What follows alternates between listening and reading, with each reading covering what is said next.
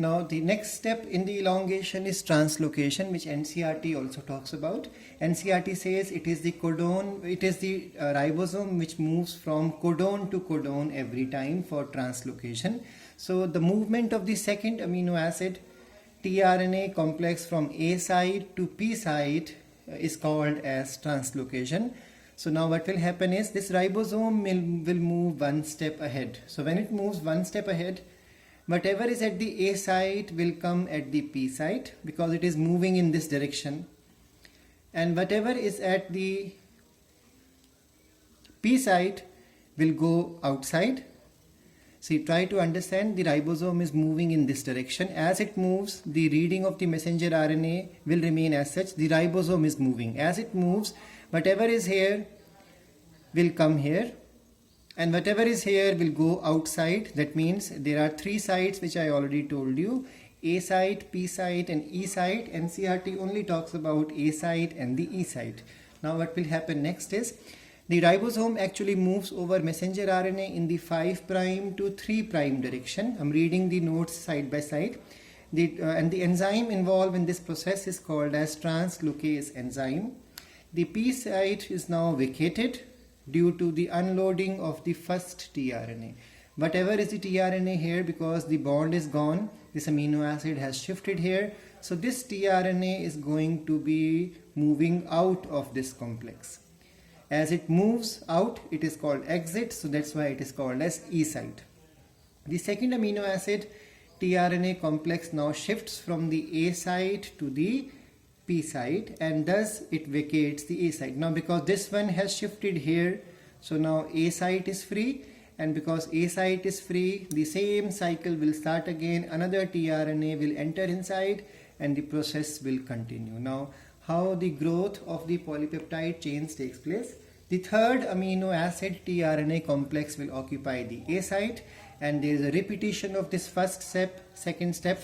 I mean these steps. The steps are codon recognition, followed by peptide bond formation, followed by translocation. These steps will continue as long as there is no stop codon.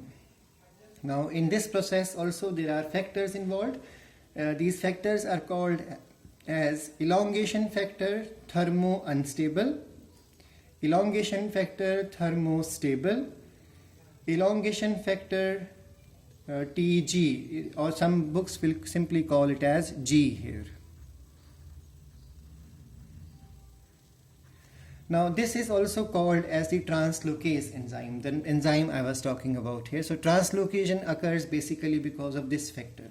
Now in the case of the eukaryotes, there are only two factors reported: elongation factor 1 and the elongation factor 2, and factor 2 acts like the translocase enzyme in the case of the eukaryotic machinery. Now next and the last step of this process is termination. Now when does termination of this chain formation occurs? So once a UAA, UAG or UGA reaches the A site, we all know UAA, UAG, UGA, they all are the stop codons or termination codons. So when they reach the A site, there is no tRNA to read them, there is no anticodon for them.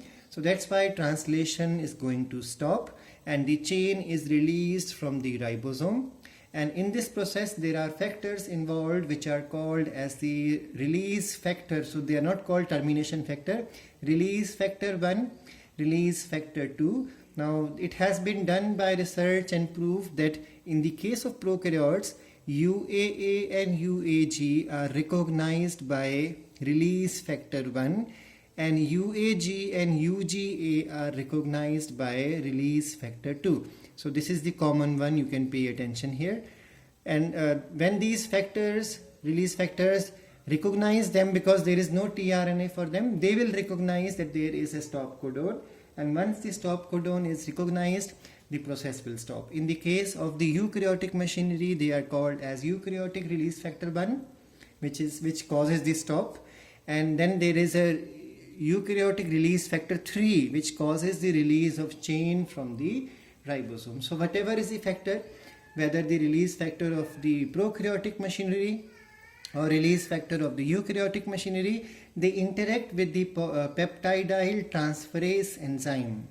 So the same enzyme required for the protein peptide bond formation. So they interact with this enzyme, and this will cause the hydrolysis of the bond between the tRNA and the nascent polypeptide chain. See, what we have understood is there will be the last tRNA which will carry a very long chain of amino acid. Now once this is at P site. Now once there is at A site no tRNA coming because there is a stop codon present here, so the release factor will go and break this bond. So finally there is a hydrolysis of bond between tRNA and the long chain which is called as the nascent polypeptide chain. This chain will be released now from ribosome. Now in this process GTP hydrolysis causes removal of the release factor and magnesium level goes down. Therefore what will happen? tRNA will be removed, ribosomal dissociation will take place, messenger RNA will be released. So remember, all these things will occur. That means ribosomal subunits will dissociate, the messenger RNA will be released from the whole picture, as well as the release factors are also removed.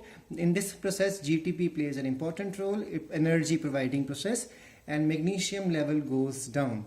Now just remember, how do we distinguish between prokaryotic machinery speed?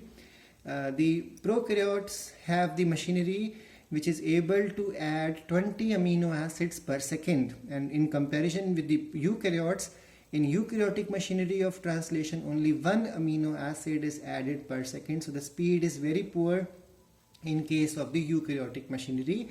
And the first amino acid which always come in prokaryotes is formyl methionine, because remember AUG, and the first amino acid which comes in the case of eukaryote is the methionine because of the AUG. Please read this topic from the NCERT also. It is important from the point of the board exam.